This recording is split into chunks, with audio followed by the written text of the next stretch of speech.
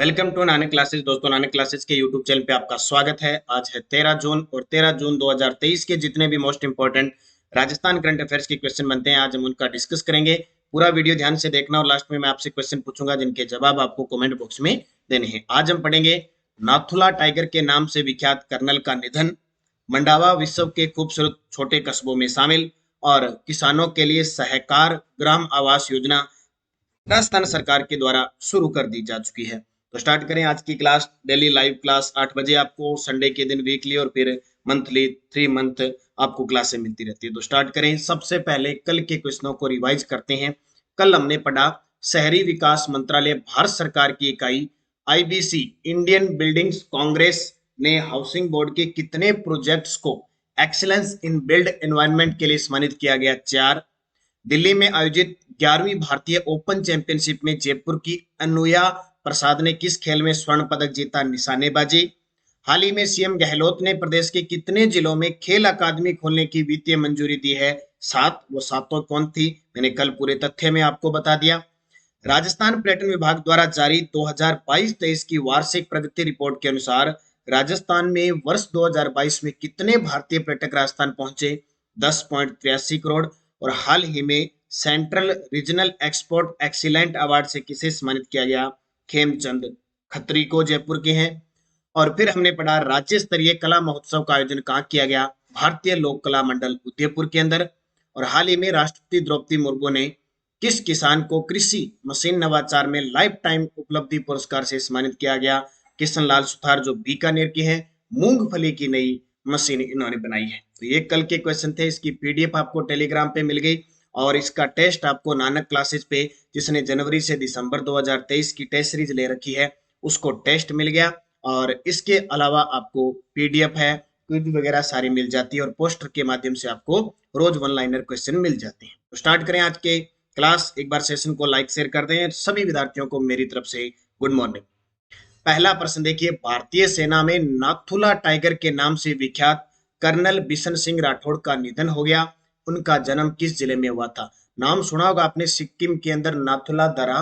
तो भारत और चीन के बीच झड़प हुई थी कभी 1900, जब एक युद्ध हुआ था 1962 और उसके बाद में 1967 यहाँ झड़प हुई थी। बार बार युद्ध हुए थे, ठीक है, बहुत बार आमने सामने हुई। तो उस समय ये नाथुला दर्रा को बंद किया गया था और अभी शायद 2014 के आसपास नाथुला दर्रा को वापस खोला गया है, ठीक है। तो ये सिक्किम के अंदर है और उन्हीं के नाम से प्रसिद्ध नाथुला टाइगर के नाम से विख्यात कर्नल बिशन सिंह राठौड़ का निधन हो गया। इनका जन्म किस जिले में हुआ था? इनका जन्म नागौर के अंदर हुआ था। बाद में रह रहे थे जयपुर के अंदर, लेकिन इनका जन्म नागौर में, जन्म इनका 1938 में हुआ और इनका निधन 11 जून 2023 को। कब? 11 जून 2023 को इनका निधन हुआ। नाम है कर्नल बिशन सिंह राठौड़। देखिए, भारतीय सेना में नाथुला टाइगर के नाम से विख्यात कर्नल बिशन सिंह राठौड़ का जन्म 10 नवंबर 1938 को नागौर जिले की नावा तहसील के भगवानपुरा गांव में हुआ। उनके द्वारा लिखी गई एक किताब, बहुत शानदार, नोट कर लेना एक बात, उनके द्वारा लिखी गई एक किताब ट्रांसेंडिंग सोरो एंड सफरिंग प्रकाशित हो चुकी है। एक नई किताब MODI यानी माइंडफुलनेस ऑफ डिवाइन इनसाइट कुछ ही दिनों में प्रकाशित होने वाली है। तो हाल ही में इनका निधन हुआ है। नाथुला टाइगर के नाम से प्रसिद्ध है, तो जाहिर सी बात है चर्चा में है तो इनकी पुस्तक के बारे में पूछा जा सकता है। तो ये याद रखना, नाथुला टाइगर कर्नल बिशन सिंह राठौर। दूसरा प्रश्न, 13 जून 2023 को मेगा जॉब फेयर का आयोजन किस जिले में किया गया? वैसे तो देखो, सरकार पूरे जिलों में 100 मेगा जॉब फेयरों का आयोजन कर रही है, तो जगह जगह इनका आयोजन हो रहा है। तो भी थोड़ा थोड़ा पढ़ते रहना। अब इतने तो क्या एग्जाम में आएंगे, 100 थोड़ी आएंगे। हर जिले में हो रहा है, कभी सवाईमाधोपुर, कभी भीलवाड़ा, कभी नागौर। लेकिन रोज के प्रवाह के साथ एक साथ कई दिनों से अपने चर्चा कर लेंगे तो थोड़ा महीना याद रह जाए अगर एग्जामिनर पूछे तो। बाकी कोई मतलब नहीं रह जाता इस क्वेश्चन का। फिर भी हम पढ़ते हैं। 13 जून 2023 को मेगा जॉब फेयर का आयोजन किस जिले में किया गया? नागौर जिले के अंदर। कहाँ पे? नागौर में। तो 13 जून 2023 को नागौर में मेगा जॉब फेयर का आयोजन किया गया। 7 जून 2023 को भीलवाड़ा में किया गया। 13 मई 2023 को सवाईमाधोपुर में किया गया। 28 अप्रैल 2023 को बांसवाड़ा में किया गया। 19 और 21 मार्च को आईटी दिवस पर जयपुर में किया गया। 4 और 5 जनवरी को उदयपुर के अंदर किया गया। और ये रीट के अंदर प्रश्न आया था, ये रीट में आ भी गया। फिर 28-29 नवंबर 2022 को बीकानेर में किया गया, 14 और 15 नवंबर को जयपुर में किया गया, और फिर 11 और 13 नवंबर को जोधपुर में किया गया। मोटी मोटी बातें मैंने बता दी, थोड़ा थोड़ा याद रखना। जोधपुर जयपुर शुरुआत वाले याद कर लेना। अब साथ साथ में आपको कुछ कुछ एक करवा रहा हूँ। वैसे संभाग स्तर पर अजमेर में भी हो गया, लेकिन थोड़ा ध्यान रखना, यानी ज्यादा इतना वो कहते हैं ना, इस पर्सन को ज्यादा दिल पे मत लगा लेना।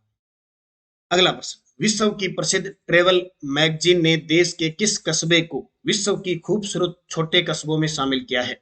विश्व की प्रसिद्ध ट्रेवल मैगजीन है, उसने देश के किस कस्बे को विश्व की खूबसूरत छोटे कस्बों में शामिल किया? अपने देश के, तो अपने देश के अंदर राजस्थान है, राजस्थान में झुंझुनू है, झुंझुनू के अंदर मंडावा है, मंडावा झुंझुनू को छोटे कस्बों के अंदर खूबसूरत सिटी यानी छोटे कस्बे के रूप में खूबसूरत शामिल किया है। और वास्तव में मंडावा झुंझुनू बहुत ही खूबसूरत हवेलियों के लिए और इनके लिए प्रसिद्ध है।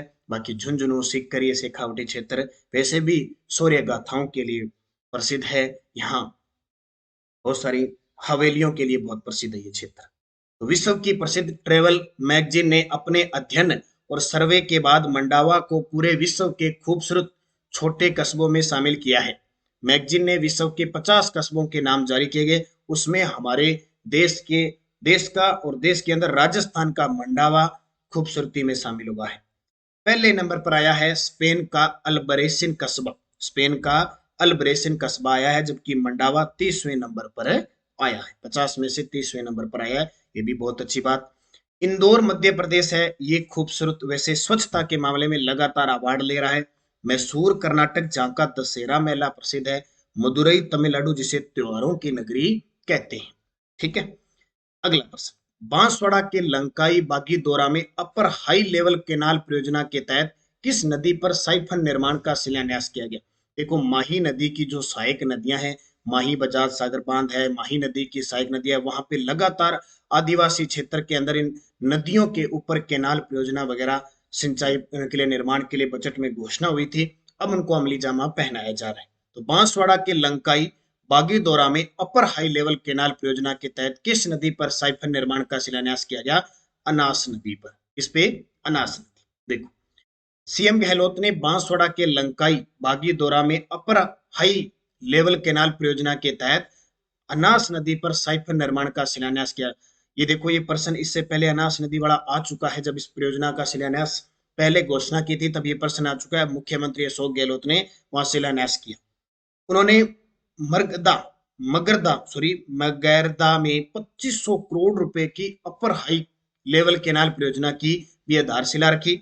सीएम ने बांसवाड़ा जिले की ग्राम पंचायत छोटी सरवा को पंचायत समिति क्रमोन्नत करने की भी घोषणा की है। अब देखो, चुनावी माहौल है, वैसे भी बाकी महंगाई राहत शिविर कैंप चल रहे हैं, तो जहां जहां मुख्यमंत्री जाते हैं, जो बजट में घोषणा थी उनको लगातार काम करते जा रहे हैं जहां जरूरत है। तो हाल ही में अनास जो नदी है, माही की सहायक नदी, उस पर साइफन निर्माण का शिलान्यास किया गया है।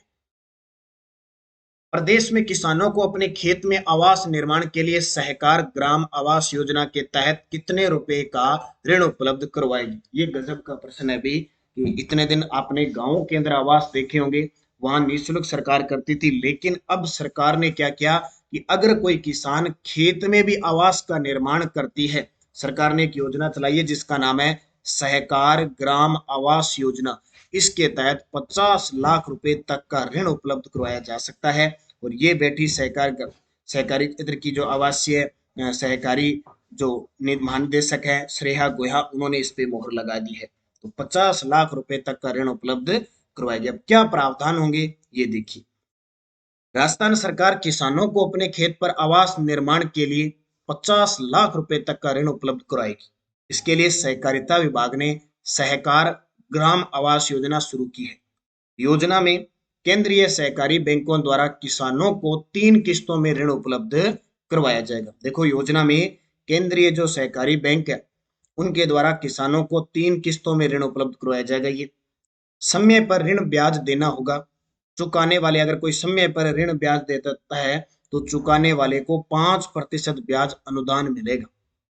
योजना के तहत ऋण राशि पर किसान को केवल 6% ब्याज देना होगा। दीर्घकालीन अवधि का ये ऋण 15 वर्ष के लिए होगा, यानी दीर्घकालीन अवधि के लिए ऋण 15 वर्ष के लिए होगा। राशि पर किसान को केवल 6% ब्याज देना होगा।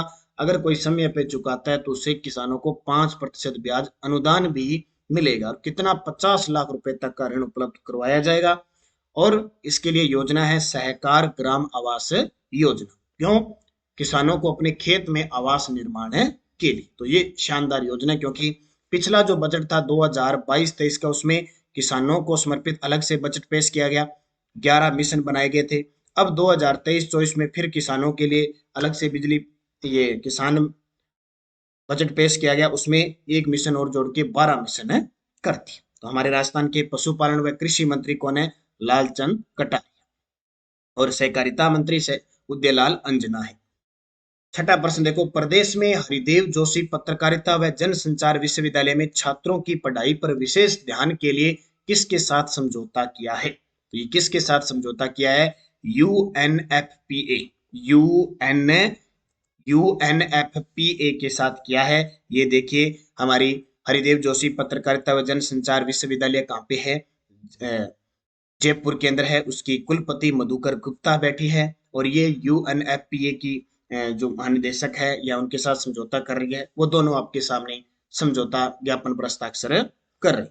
क्या है माजरा, देखते हैं। मीडिया के विभिन्न क्षेत्रों की पढ़ाई, क्योंकि सीधी सी बात है, पत्रकारिता है तो पत्रकारिता के क्षेत्र में, मीडिया के क्षेत्र में पढ़ाई करवाई जाती है। तो मीडिया के क्योंकि सरकार का तीसरा स्तंभ किसको कहते हैं? मीडिया को कहते हैं। मीडिया के विभिन्न क्षेत्रों की पढ़ाई कर रहे विद्यार्थियों में स्वास्थ्य, जेंडर और सामाजिक सरोकार से जुड़े मुद्दों की समझ बढ़ाने के लिए हरिदेव जोशी पत्रकारिता एवं जनसंचार विश्वविद्यालय और संयुक्त राष्ट्र जनसंख्या कोष यानी यूएनएफए ने एमओयू किया है। जयपुर में आयोजित कार्यक्रम में यूएनएफए की कंट्री हेड एंड्रिया वोएनार ने कुलपति प्रोफेसर सुधीर राजीव से एमओयू पर हस्ताक्षर किए। मैंने शायद पीछे मधुकर गुप्ता बताया था ना, सॉरी, मधुकर गुप्ता तो कौन है? राज्य चुनाव आयोग के मुख्य निर्वाचन आयुक्त है, तो उल्टा बता दिया, थोड़ा कंफ्यूजन हो गई थी। प्रोफेसर सुधीर राजीव है, ठीक है। कौन है? हरिदेव जोशी पत्रकारिता जन संचार विश्वविद्यालय की कुलपति कौन है? सुधीर राजीव। और यूएनएफए की जो कंट्री हेड है एंड्रिया वोइनार, उनके बीच समझौता हुआ है, दोनों के बीच। जब जब हमारे राज्य के अंदर चाहे कोई विश्वविद्यालय किसी को लेकर जब समझौते होते हैं, वो क्वेश्चन पेपर में आता है। तो यूएनएफए के और हरिदेव जोशी पत्रकारिता, ये 2019 के अंदर कांग्रेस सरकार आई थी, तब इसे पुनः संचालित किया था इस विश्वविद्यालय को। और इसके प्रथम जो कुलपति थे वो ओम थानवी थे। कौन थे? ओम थानवी। अगला प्रश्न देखो, स्पोर्ट्स अथॉरिटी ऑफ इंडिया की ओर से नई दिल्ली में आयोजित खेलो इंडिया यूनिवर्सिटी गेम्स प्रतियोगिता में जयपुर की शोभा शेखावत ने किस खेल में रजत पदक जीता? स्पोर्ट्स अथॉरिटी ऑफ इंडिया की ओर से नई दिल्ली में आयोजित खेलो इंडिया यूनिवर्सिटी गेम प्रतियोगिता में जयपुर की शोभा शेखावत ने किस खेल में पदक जीता? तो वो निशानेबाजी में, शूटिंग के अंदर जीता।